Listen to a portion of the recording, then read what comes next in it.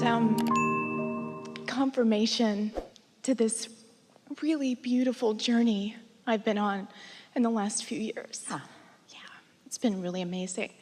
And I love everything that I've learned today. And I've been finding purpose in so much in my personal life. May we insert a word? Yes. We'll be brief.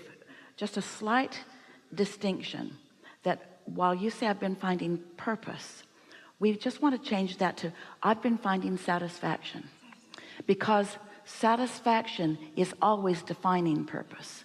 Every time you feel just a little piece of satisfaction, no matter how unrelated it seems to the big picture that you think you're on, it is finding purpose, because your purpose is satisfaction.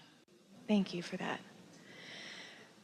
I have been finding so much You know, you didn't come to satisfaction. fix the world because it's not broken. You do know that. Yes, Yeah. yes, I do. All right. Within myself, focusing on myself for probably the first time in my early 30s, the things that I were finding satisfaction kept coming, and Yeah. you know, in the vehicle sense that you speak of. Yeah.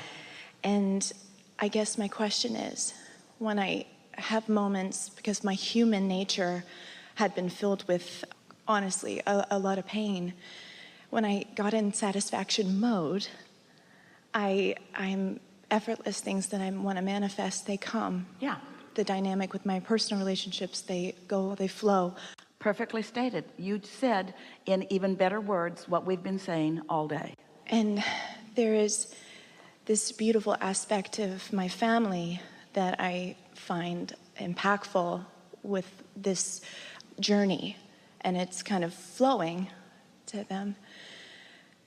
However, when I tend to find myself slipping into a path of resistance or my human self. Is it all right with you if we interact? Yeah, of course. You mean when you do some step one? Yeah. So step one is ask. Contrast helps you do that. Step two is source answers.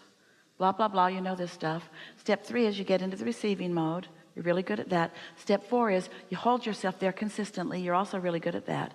Step five is you're back in step one and you like it. Right. And I have been liking it. All right. Which is why I think I might be here. We are just wanting to head a little thing off that we felt you about to say. So Thank as long you. as you like step five, because it's being back in step one, that's a good thing. All right. So now what?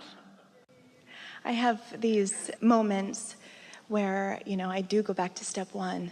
Would you call them clarifying moments? They are. Would you call them punishing moments?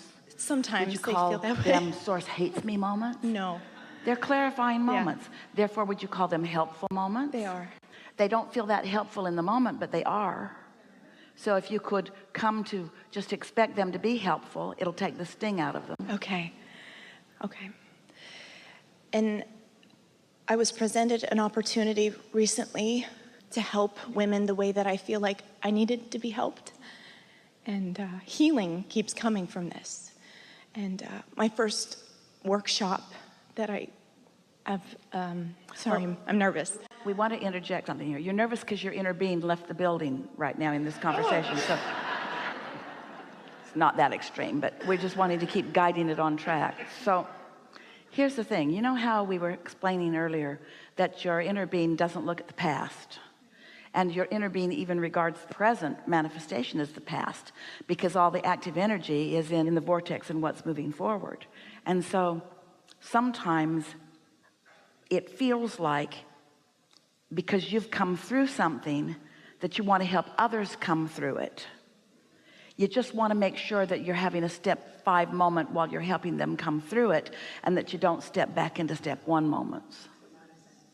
That's the distinction that you want to hear. We're not saying don't help them, but we really would like you to be so selfish that you trust that they will find those closer to where they are who will do a better job of helping them than you will as the one who's moved so far beyond it, because you're having to constantly adjust your vibration into something that doesn't feel good in order to connect with them.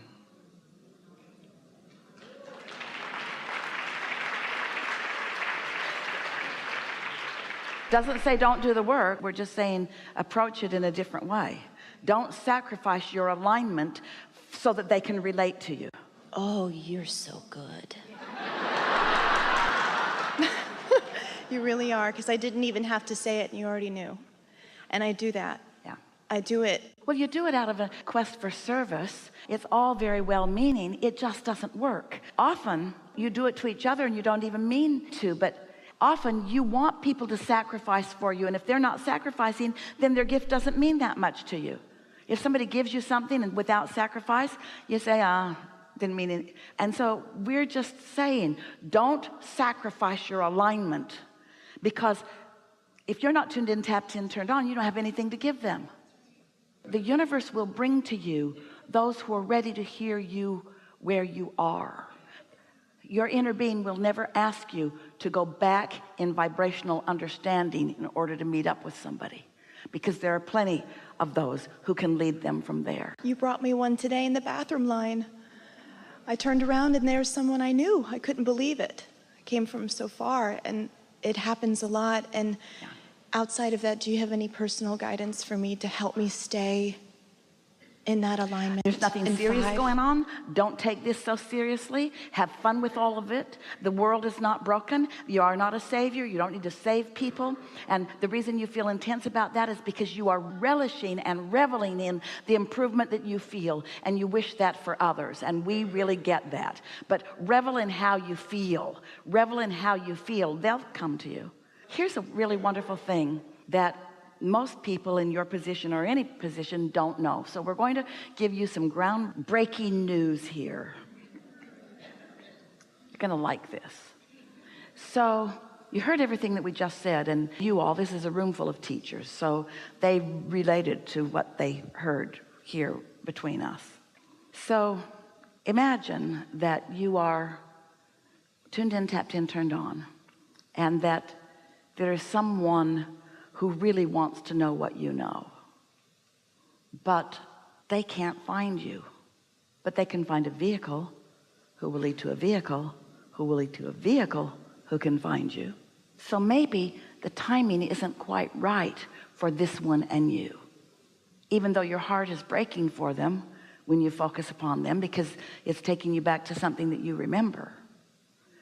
But rather than trying to do the impossible, which is going back, just stay where you are, trusting that things are always working out for them.